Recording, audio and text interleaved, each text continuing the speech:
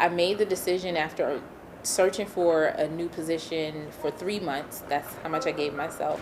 I'll just start my own thing and, really give the talents that I had as a staffer, and that I know that I have, as a consultant, um, and just go out and start a business. And as soon as I made that decision, within 2 weeks, I had, work and moved on from there. So it was the universe, I guess, waiting for me to make the decision on what was already lined up. The second piece that really concerned us and helped me design the program was really around economic independence and economic stability and asset building toward wealth creation, because in a whole our community doesn't really think about wealth creation.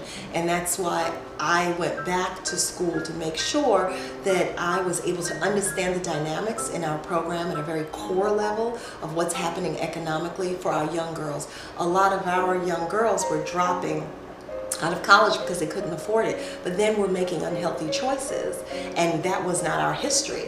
Like dropping out, getting pregnant, and it started to happen so much where I said, whoa, we have to do something. And when I realized it was the economic piece that was really driving a lot of the decisions, we started the Financial Education Institute and the Individual Development Account Program. So for every dollar a young sister saves for college, we match their money 2-to-1 and give $2,000 scholarships every year on top of that for college. And so that helped me and the organization addressed our second concern, which was self-worth, making the right decisions, but economic independence. I can give my father for an example. His father passed when my dad was only 14 years old. His family was sharecroppers. We're not that far away from that in this nation's history. So at the age of 14, he was the main wage earner for his family.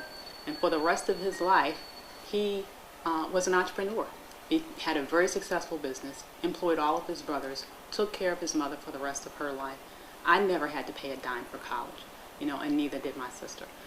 And so that is one example of the fact that even someone who came from some of the biggest disadvantages that you can imagine, growing up in the Jim Crow South, not even finishing high school, was able through entrepreneurship to provide a solid foundation for his family. And so if he could do it under the circumstances that he faced then, I would definitely have to say that our children can do it now if they would only know to look at that option. It's not only about bouncing a ball. It's not even only about just getting a job. It's about creating jobs and becoming the next wealth builder in our community. There are people right now that are working for other people, and you don't feel comfortable, you don't like the work that you're doing. You are already visualizing what it is to work, to work for yourself. Those are the people that need to step out on faith and go work for work for yourself, because it's freeing, it's scary, but in the end, I think it's what drives our economy in the United States is people sort of stepping out and creating something new is what continues to move our economy and grow our economy. And definitely, it's not for everybody, but for the people that it is for, I would say, just go out and step out on it and do it.